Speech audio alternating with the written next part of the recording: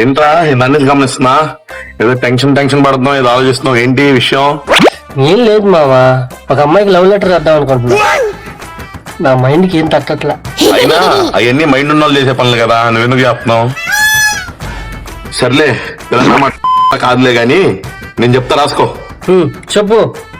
Sunday తర్వాత Monday, నువ్వే నా గుండె.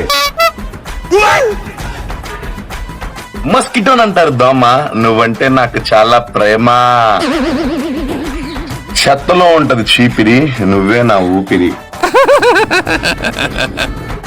పెళ్లిల్లో పెడతారు కిల్లి, నువ్వు ఒప్పుకుంటే మన ఇద్దరం చేసుకుందాం పెళ్లి.